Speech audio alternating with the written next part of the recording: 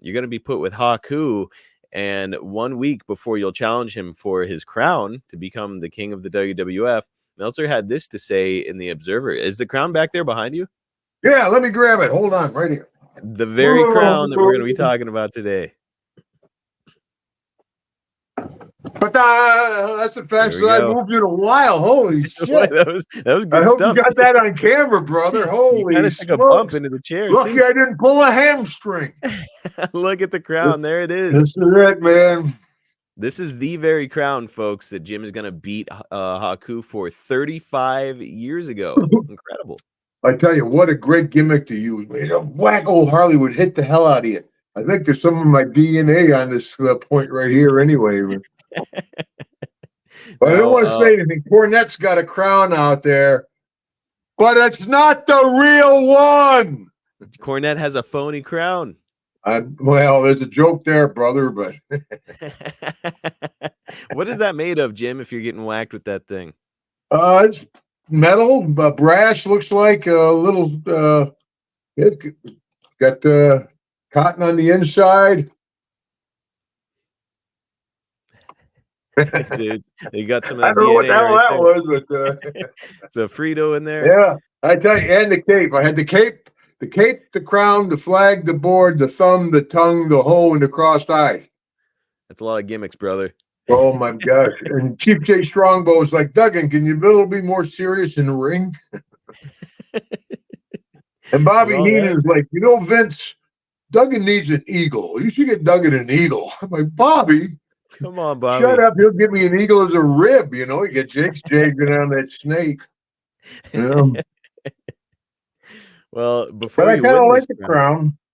It looks good on Hard you. to find, the story. Years and years ago, I sold it on eBay, and it's gone full circle 20 plus years ago. And my friend got it up in Boston, and he let me have it back for a while. So hang on tonight, honey. Whoa.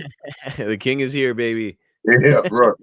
After everything they cut out of me, are you kidding? Well, you look good with the crown on, Jim. 35 years later, it's King Duggan is joining us here. I got it on now, brother. It might be hard to get it off me.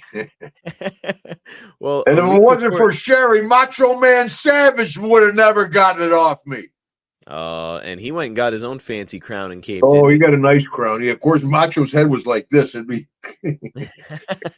down on Macho's shoulders back in the day. So he had to do it. Yeah, they had to get him. And not that his ego would, whole other story. Well, a week before you'd win the crown, Meltzer had this to say in the Observer, and this whole thing kind of makes me wonder. Speaking of Haku, he pled innocent in the 2:15 altercation at 2:20 a.m. at the Runway Bar near the Rochester Airport. Haku was accused of ordering a woman and other patrons to bow before the king, and two of the guys at the bar who were friends with the girl went after him, and he ran their heads together. So obviously Haku got in a little trouble there, and it makes me wonder, Jim, was the plan always for you to go on to become the king of the WWF, or did this play a role in it? I didn't know that story about Haku, I tell you the truth. And I'm sure Haku wasn't alone. No. He probably had that infamous partner, Jack Daniels, with him. I bet he had something. He probably had something to do with it, too. But, yeah, two guys attacking Haku, no. That's not even in the ballpark. That's lunch. Yeah, I had no idea. Yeah, I wasn't an office guy, brother. I show up and they say, hey, you're going to put this guy over. Hey, you're going to go over this guy. We're doing that. Supposedly, even when Sarge and I were tagged up, Sarge and I were supposed to be tag team champions. And by the time Sarge called me and told me, oh, really? I don't know what's going on. By the time we flew up, it changed to the Road Warriors switched, and that's where that famous deal, everything's subject to change. Yes. But yeah, I was completely surprised they were going to put that on me. Yeah, and I was surprised they took it off me when they did. Well, I think with Macho, I figured that they would. Yeah, we'll put Macho over. My pleasure. Put Macho over. Absolutely. Then we had good matches too. I had some pretty decent wrestling matches. Because people say, Hacksaw, what's your favorite move? Is it I kick and punch? I carry a 2x4. What are you talking about? What's my favorite move? I'm a brawler. I'm not a wrestler. Brett, Sean, Macho, those guys could wrestle. Me, Brody, Doc, Terry Gordy. We don't care if we win the match, as long as we win the fight, tough guy. You didn't need to know all those fancy moves. All you had to do was go out there and be Hacksaw. Nothing fancy, Dan, about Hacksaw Jim Duggan, just a 2x4 and the flag of the United States of America. Oh, USA! Still get it going, brother. I'll tell you what. Pumped up every They'll be putting me in the box. I'll be going, hey! Not yet. That's because I see the boys are like, Duggan, you're doing this deal. 1, 2, oh, kick out. 2 3/4.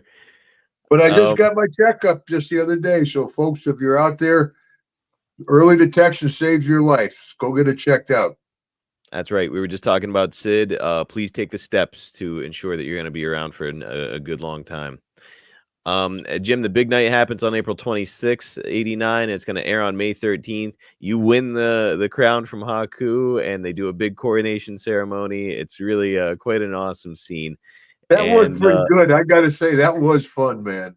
I think they did it in Glens Falls. I'm trying to remember. I want to say it was like Nebraska or something based on my research. Or Cedar Rapids. They had me in the chair and everything, and Mean Gene read the deal. Maybe I'm wrong. Maybe it wasn't Glens Falls. I think so. I think, yeah, maybe some of the viewers there, all three of them might figure out where it was. They say, hey, Glens Falls. But, yeah, I think it was. You know, but I'm pretty sure, if not, they did a repeat in Glens Falls where they, you know, my hometown, Glens Falls, New York. They got me in a big chair. The guy's carrying it down. It was Mean Gene. Actually, I got the scroll that Mean Gene read from. You have it? Yeah, I got all kinds of. I've been putting some T-shirts on and donating the money to the some of the money to the animal shelter down here. We need to get some more T-shirts on there. Absolutely. But yeah, I got all kinds of memorabilia. Man, really cool that you have all that stuff and the scroll. I wouldn't have even thought about that, but it's really neat that you have that and have that history with it. And you would never know. I mean, there's nothing on it to say it's the scroll. It's just that you know, it's the verbiage, but there's no WWE, no verification. But for me, it's kind of cool because it's a scroll. And my pop was there. Yeah, it was fun. My sisters were in the town. Yeah, it was the thrill, man. Yeah. So if it wasn't, you're right. They must have done it twice. If it didn't take place in Glens Falls. Yeah. So that's incredible. I wouldn't say it was in Glens Falls. Like now, a couple chair shots since then. Might be Falls Glen. We were talking about 35 I went to years that ago. town too. Yeah. That's when I was working down in Florida. I went to Fort Pierce instead of Fort Myers. Oh, yeah. It was like a concert or and something. And that dirty guy was with me then too. Who? Jack Daniels. That guy. We pulled in. I said, "This is a hell of a show. This place is packed." It was a basketball game. Dusty was only a little hot at me. Well, actually, we're going to be talking about Dusty here in a couple of minutes because he comes into the WWF at this time. But Jim, what did you think of the creative for your character? Was it something you were excited about, or were you like, "Oh, geez, okay, I'll make it work"? Oh yeah, I was excited. Yeah, anytime you get to do anything, you know, I mean, any something out of the ordinary. That that means they're going to spend a little time on you. We'll give you a little TV time. That's your opportunity to shine. You know, I was paying enough attention to realize, hey, this is a little bit of a break, so let's run with it.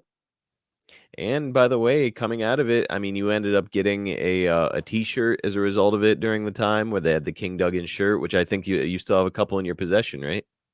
Yes, yeah, and I guess they're very collectible. I don't know why the shirts that were able to put up on eBay, that was a very collectible shirt. It's amazing folks enjoy that. Of course, I joke. I said most of the stuff's antiques. No wonder it's expensive. Holy smokes. I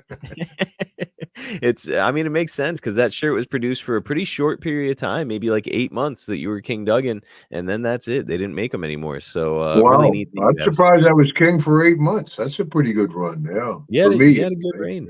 Good reign. Yeah, And during that time, it's funny because my Mid-South character, when I was in Mid-South, I was chopping meat with the best of them. I go into a Brody, Stan Hansen, and we would just chew away at each other. By the time I evolved into the King of Wrestling, I had gotten pretty silly. The cape, the crown, the flag, the board, the thumb, the tongue, the whole crown. Like 2 all beef patties, special sauce. I've got that down. But you don't survive 40 years chopping meat like that. My character, people say that was really high risk moves.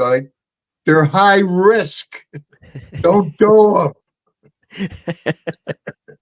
That's right. If you can avoid them, Everybody can take a backdrop. That's what we were talking before, young guys. I mean, everybody can work pretty good. Work on your character more than your bumps.